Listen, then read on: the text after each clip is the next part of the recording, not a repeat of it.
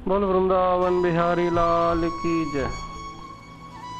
One से सुख पक्षी की आवाज। कुशांगी श्री राधा जी का शरीर श्री कृष्ण जी के विरह में व्याकुलता के कारण मध्याह्न कालिक प्रज्वलित सूर्यकांत मणि की तरह लाल हो रहा है और उनका गंड स्थल यानी गला बत्तख की तरह पीला पड़ गया है। निद्रा आवेश में उनके नेत्र कमल मुद्रित हो अच्छे दुख का विस्तार कर रहे हैं। श्री कृष्ण कहते, सखे कैसे सौभाग्य की बात है कि इस सुख पक्षी की बात से मैं आश्वस्त हो गया हूँ। मधुमंगल कहता, निश्चय ये सुख वृंदा के वाक्यों का अनुकरण कर रहा है। श्री कृष्ण कहते, मधुमंगल मैं उसी रूप में वृंदा और सुबेल को देखना चाहता हूँ, इसलिए जल्दी करो मेरी बंशी दो। मधुमंगल बंशी देता है और खोजने जाने के लिए उठता है। श्री कृष्ण, अनेक दिन की खोई बंशी को आज मैंने फिर प्राप्त कर लिया था, इसे बजाता हूँ। ऐसा कहकर उसे बजाते हैं। मधुमंगल थोड़ी ही दूर गया, अरे मनोहर वंशी धुन सुन के राधा और ललिता इधर आ रही हैं। वापस लौटा और आनंद से बोला, प्रिय मित्र देख, वृंदा के साथ सुबल तुम्हारे पास उसी वेश में आ रहे हैं। दरअसल ये सुबल वृंदानी थे। सुबल तो वृंदा के कहने से राधा के रूप में ही राधा की जगह अभिमन्यु के पास जाते विशाखा के पास पहुंचा और विशाखा मुखरा के घर थी और मधुमंगल ने सुबल को राधा रूप में मुखरा के घर जाते हुए भी देखा था। यहाँ राधा बड़ी व्याकुल और परेशान थी। तन मन तो श्री कृष्ण की ओर जाने उनकी मुरली ढूंढने में उत्कंठित था और मुखरा ने अभिमन्यु के पास जाके कहा, ये सुन, राधा कृष्ण विरह से व्याकुल हो गई। विशाखा कहती, मैं मुखरा के घर पहुंचती हूँ, पूजा का सामान लेके। ललिता तू राधा को स्वस्थ करके वहीं ले आ, वहां से अभिमन्यु के पास जाएंगे, वरना मुखरा फिर यहाँ तक आ जाएगी। ऐसा कहके वो मुखरा के घर पहुंची। यहाँ जटिला से छूट के वृंदा ने सुबल को विशाखा के पास मुखरा के घर पहुंचाया और स्वयं राधा और ललिता के पास गई। वहां राधा की दशा देख सुख पक्षी को सिखा के कृष्ण को संदेश भेजा कि राधा तुम्हारे मिलन के लिए व्याकुल है, अब मान भाव नहीं रहा, जिससे श्री कृष्ण आश्वस्त हो। और वही हुआ। सुख पक्षी की वाणी सुन श्री कृष्ण आश्वस्त हुए। वृंदा ने ललिता को कहा कि पुन्नाग वृक्ष के नीचे कृष्ण बैठे हैं, वहीं राधा को ले जाओ। सुबल राधा बनके अभिमन्यु के पास गया है। यह सुन के राधा ललिता प्रसन्न हो गई और पुन्नाग वृक्ष का रास्ता लिया। उसी वक्त ही श्याम ने बंसी बजाई। उसी दिशा में दोनों पहुंची। मधुमंगल ने उन दोनों को सुबल व वृंदा ही समझा। श्री कृष्ण स्नेह पूर्वक देखते हुए, आहा, प्रिय सखा सुबल को देख के मेरे नेत्र परम सुख का अनुभव कर रहे हैं। ओहो सर्व सखा शिरोमणि शीघ्र निकट आओ। राधिका मुस्कुराते हुए हाथ की ओर से, सखी ललते, तुम्हारा सखा तो मुझको सुबल समझ रहा है। श्री कृष्ण कहते, सखे मधुमंगल देख तो कारीगर का कैसा आश्चर्य में श्रेष्ठो है, जो मुझे सामने आता हुआ सुबल साक्षात सखी सहित राधा की भांति लग रहा है। ललिता कहती, सखे राघवे, यह सुख वल्लभ निधि की तरह प्रफुल्लित नहीं हो रहा। मधुमंगल कहता, अरे ठगिनी वृंदे, अभी भी हमारे सामने राधा राधा ऐसे बोल रही है, ये सुबल है, ऐसी सीधी बात बोल। श्री कृष्ण कहते, सखे तुम ऐसा मत कहो, राधा नाम मुझे अच्छे सुख देता है, इसलिए मैं तो राधा नाम से ही संबोधित करूंगा। ऐसा कहकर निकट जाते हैं। सखी राधे, मुझे आलिंगन करो, क्षण काल के लिए मैं उस प्रिय आलिंगन के सुख को अनुभव कर सकूं। ललिता राधा को पीछे करके वहां जाके सुबल को ही आलिंगन कर। यहाँ कपट पूर्ण चाल का कुछ भी प्रयोजन नहीं है। मधुमंगल को उससे कहता, वृंदे तू स्वभाव से ही निश्चय ललिता, अर्थात स्वेच्छा ललिता जैसी, जो उत्कंठित प्रिय सखा कृष्ण को रोक रही हो। वृंदा का प्रवेश होता है। वृंदा कहती, अरे सखी राधे, श्री कृष्ण तुम्हारा आलिंगन चाहते हैं, अतएव उनकी अभीष्ट पूर्ति कर उन्हें आनंदित करो। मधुमंगल विस्मय युक्त होती, वृंदे तेरा इंद्रजाल यहाँ नहीं चलेगा, तू घने कुएं को मेघ बता के विदग्ध माधव को आकर्षित नहीं कर सकती। वृंदा कहती, आर्य सुबल नहीं, राधा ही है। रंगन माला उनके कटी में है, इस असाधारण लक्षण से हे श्री कृष्ण इन्हें पहचानो। श्री कृष्ण देख के विस्मय पूर्वक, सचमुच क्या यह रंगन माला से कंठ को विभूषित करते हुए मेरी प्रिया वृषभानु नंदिनी ही आ रही हैं? मधुमंगल कहता, हरि देवी वृंदे प्रसन्न हो जाओ, कृपा करो और अब बुद्धि को विमोहित न करो। श्री राधा तो चैत्य वृक्ष के नीचे चली गई हैं। वृंदा जिसके कंठ में रंगन माला का स्पर्श हुआ है, वह सुबल रूप कृत्रिम राधा ही विशाखा के साथ चित्त वृक्ष के नीचे अभिमन्यु के पास चली गई हैं।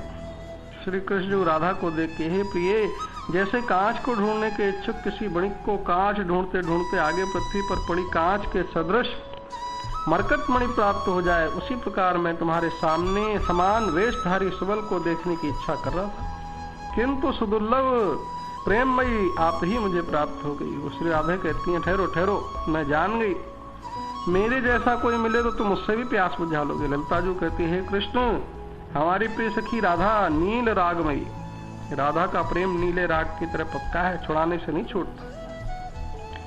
नील राग में होने से मंद भागनी है, इसलिए प्रेम से संतप्त होती रहती है, किंतु कृष्ण तुम हरिदा रंग में पीले रंग की तरह तुम्हारा प्रेम सहज में चढ़ भी जाता है, छूट भी जाता है, अर्थात कच्चा है। हरिदा रंग में होने से सदा आनंद में अनुभव करते हो, राधा के लिए अति कातर नहीं होते, इसलिए तुम धन्य हो। श्री कृष्ण राधिके तुम कठोर हो या कोमल, किंतु तुम ही मेरी प्राण जीवन हो। जैसे चंद्रकला के बिना चकोर की ओर गति नहीं है, उसी प्रकार तुम्हारे बिना मेरी भी जीवन गति नहीं है। श्री राधा जो सत्य है, आप मायावियों को भी मोहित करने वाले हो, ऐसा कहकर उच्च स्वर से विलाप करने लगी। ललिता जी कहते, सुंदरी मैंने तो तुम्हें कहा था कि जो व्यक्ति नंदन नंदन से प्रेम करता है उसकी अश्रुधारा कभी बंद नहीं होती, इसलिए तू इनमें लोभवश मन मत लगा। मैंने तुम्हें कई बार रोका, परंतु हे कोमल चित्त राधे, तुमने मेरे वचनों का आदर नहीं किया, अब आज तू क्यों नहीं रोएगी। श्री कृष्ण कहते, अपने हस्त कमल से श्री राधे जी को अश्रुबिंदु को पोंछते हैं। श्री राधा जी भोले भाले व्यक्ति के प्रति टेढ़ा बर्ताव करने से आपको लज्जा नहीं आती। कृष्ण कहते हैं, हे प्रिय, यद्यपि मैं स्पष्ट रूप से समस्त गोप्रमणियों के साथ करदम के लिए मैं क्षुब्ध रहता हूँ, तथापि तुम ही मेरे नेत्रों के दिव्य अंजन के समान हो, मेरे नेत्रों में तुम ही छाई और बसी हुई हो। मैं सब में भक्ति स्वरूपा तुमको ही देख के जाता हूँ, जहाँ तुम नहीं वहाँ मैं भी नहीं जाता। देखो ग्रीष्मादि सब ऋतुओं के पुष्पों पर क्या मधुकर रमण नहीं करता, तथापि वसंत अतिशय शोभाशाली रसोल्लास से भ्रमर को आह्लादित किया करता है। वृंदा कहती, वनमाली सच्ची बात कहते हैं। जयदेव भक्त कवि गीत गोविंद में कहते हैं कि श्री कृष्ण अन्य रमणियों में यही ढूंढने जाते थे कि राधा से कोई सुंदर सुखद है क्या, मगर राधा से तृप्ति कहीं नहीं पाते, इसलिए पुनः राधा के पास आ जाते। तभी राधा डांटती रूठती वो चरण दबा के मुकुट बंसी सहित खुद को चरणों में लौट कर क्षमा मांगते, रोते हुए कहते, मुझसे दूर मत जाओ, जीवन में तुम नहीं तो कहीं आनंद नहीं। उनका तो कहना है कृष्ण मथुरा और द्वारका भी इसी खोज में गए थे, मगर वहां भी राधा सा प्रेम भक्ति और सुख नहीं पाया। तभी 16,108 रानियों के मध्य नींद में भी सदा राधा और गोपी ही करते रहते, क्योंकि राधा सा नैसर्गिक प्रेम, समर्था रति प्रेम, महाभाव भक्ति किसी में भी नहीं। और ब्रह्मवेद में लिखा है, महाभारत के युद्ध के अंत में यदुवंश का नाश होने के बाद श्री कृष्ण यानी विष्णु के पैर में तीर लगा, उसके बाद श्री कृष्ण विष्णु ब्रज में आए। राधा गोपी आदि ब्रजवासी बाबा मैया सबको लेके गोलोक गए। रुक्मिणी कुब्जा आदि को गोलोक ले जाने का उल्लेख नहीं है। आध्यात्मिक अर्थ है कि राधा श्री कृष्ण की आत्मा आनंद स्वरूप है। श्री कृष्ण राधा में मस्त यानी निजानंद में मस्त रहते हैं। जैसे संत लोग सारे संसार में घूम के देख ले, श्री कृष्ण की सह कहीं भी सुख शांति नहीं, जो आनंद निजानंद में है स्वयं में है। आगे वन विहार का प्रसंग है। श्री कृष्ण जो कहते हैं कि हे प्रिय, तुम्हारे साथ वन विहार आचरण करने की मेरी इच्छा है। वृंदा सखी कहती, तो मैं सब सखियों को सूचित कर देती हूँ। यह कह के चारों ओर देखने लगी। ओ माधवी, तू मुस्कान का विस्तार कर, ओ मल्लिके तू हास्योद्गम का प्रकाश कर, अरे पाटले आनंद से तू प्रफुल्लित हो, हे स्वर्ण युतिके तू नींद का त्याग कर, ओ शतपत्रिके तू प्रसन्न हो, और हे लवंगवल्ली तू भाग्यमना। आज श्री राधा के साथ श्री माधव विहार करने की इच्छा कर रहे हैं। सारे वन पुष्पों ने वृंदा की आज्ञा सिर पर चढ़ाई। मधुमंगल कहता, आहा कैसा आश्चर्य, इस वृंदा के कहने मात्र से सारा वन कैसा प्रफुल्लित हो गया है। श्री कृष्ण कहते हैं, ये श्री वृंदावन किसके आनंद का वर्धन नहीं करता, परंतु आगे से इस श्री वृंदावन की शोभा का वर्णन करने का कोई प्रयोजन नहीं, क्योंकि तुम अपने नेत्रों द्वारा हरियों को लज्जित करने वाली हो। तुम्हारे मनोहर अंगों को देख के लताएं पराजित होती हैं। तुम्हारी मधुर बोलन कोकिलाओं के कुल को लज्जित करती है, एवं मोर तो केश कलाप के सौष्ठों को देख के अपने को तुच्छ मानते हैं। अतएव हे राधे, तुम्हारे आगे किसकी शोभा वर्णन की जा सकती है।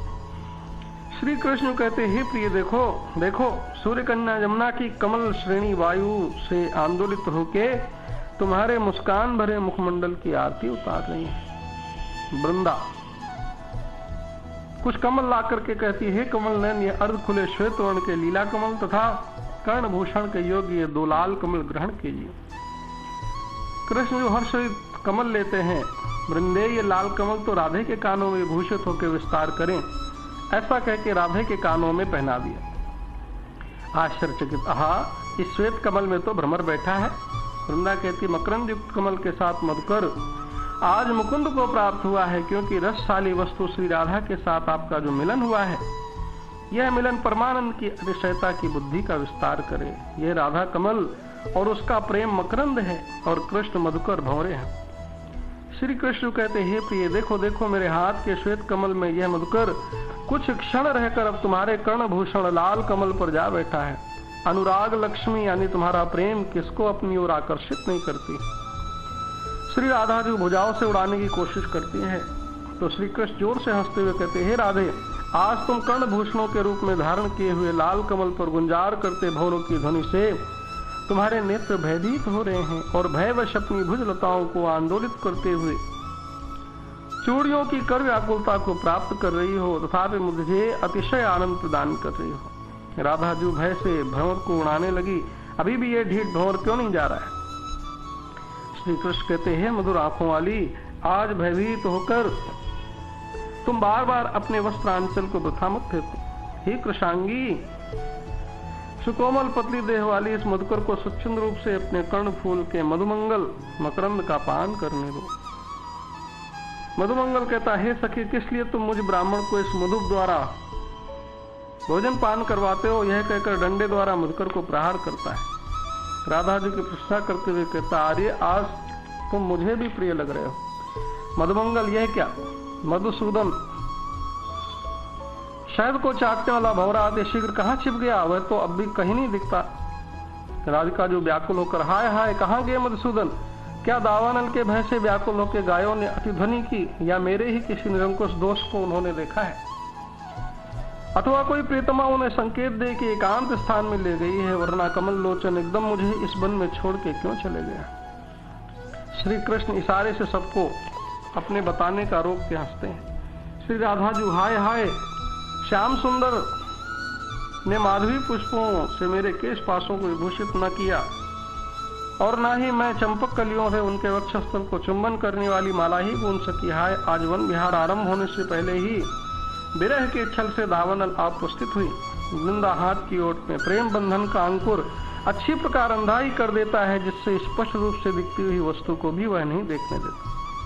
राधा जो सामने देख के, हे सखी वृंदा, मेरी रक्षा करो, रक्षा करो, यह कह के भय प्रकाश करती बेसुध हो गई। श्री कृष्ण जो तत्काल निकट आके राधा का हाथ पकड़ के उच्च स्वर में, हे सुकुमारी, तुम बिना कारण इतनी क्यों व्याकुल हो?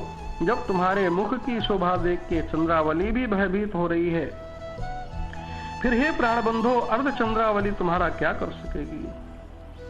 श्री राधा जो धैर्य पूर्वक लज्जित होकर अपने मन ही मन में हाय नेत्रों से लगी वस्तु को खोई हुई मान के मैं कैसे व्याकुल हो रही हूँ। वृंदा पीत एवं सूक्ष्म भाग वाली है, चंपक कली कितनी अत्यधिक शोभा पा रही है, वन विहार की ओर आकर्षित करते हुए बोली। श्री कृष्ण, मानवती रमणी को हृदय को मंथनकारी कंदर्प की शक्ति की भांति शोभा पा रही। मधुमंगल कहता, हे मित्र, यह कंदर्प की शक्ति नहीं है, देख, जटिला द्वारा फेंकी हुई पीली गोरी लकुटी है। जटिला का प्रवेश होता है। जटिला कहते, अरे कुटिल ब्राह्मण, मैं यहाँ लाठी भूल गई थी। श्री राधा कानाफूसी करती भयभीत होकर कहती, सखी मेरी रक्षा करो, रक्षा करो, काल रात्रि की भांति इस दारुण वृद्धा ने मुझे देख लिया। ऐसा कहते हुए ललता तथा वृंदा के साथ श्री राधा चली जाती है। श्री कृष्ण हाथ की ओर कर जटिला रूपिणी व्याघ्री के भय से राधा रूपी हरणी स्पष्ट रूप से मेरे संगम रूप अमृत रस का न तो आस्वादन कर पाती है और न त्याग कर पाती है। मधुमंगल कहती है, अरे कुक्कुर लांगुल तुल्य कुटिले, यह ले अपनी लाठी।